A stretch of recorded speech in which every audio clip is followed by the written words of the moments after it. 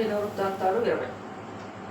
మరుసటి ఏట రాజులు యుద్ధంనకు బయలుదేరు కాలంన యోవాబు సైన్యముల్లో శూరులైన వారిని సమకూర్చి అమ్మోనీయుల దేశమును పాడు చేసి వచ్చి రబ్బాకు ముట్టడి చేసెను.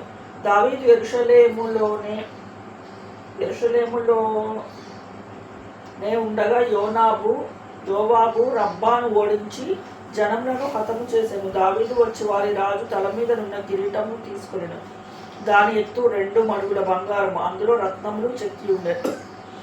దానిని దావీదు ధరించెను. మరియు అతడు బహు విస్తారమైన కొల్ల సొమ్ము ఆ పట్టణంలో నుండి తీసుకొని పోయాడు. దాని అందున్న జనులను అతడు వెలుపలికి కొనిపోయి వారిలో కొందరిని రంపములతో కోయించెను, కొందరిని ఇనుప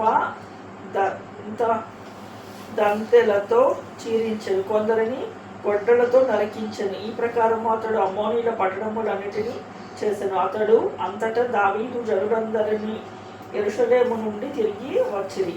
అటు తరువాత గెజెరులో నున్న ఫిలిస్తీయులలో యుద్ధము కలుగగా హుషాతీయుడైన సిబ్బెకై రెఫాయీముల సంతతి వాడగు సిప్పయి అను ఒకని హతము చేసెను. అందువలన ఫిలిస్తీయులు లొంగుబాటునకు తేబడిరి. మళ్ళా ఫిలిస్తీయులతో యుద్ధము జరగగా ఈ యాయిరు కుమారుడైన ఎల్హానాను గిత్తీయుడైన గొల్యాతు సహోదరుడకు లహ్మిని చంపెను. వాని ఈటె నేత గాని దోణె అంత పెద్దది. మళ్ళా గాతులో యుద్ధము జరిగెను. మంచి నెత్తరియగు ఒకడు అచ్చట ఉండెను. వానికి చేతికి కాలికి 6 చొప్పున 24 వేళ్ళు ఉండెను.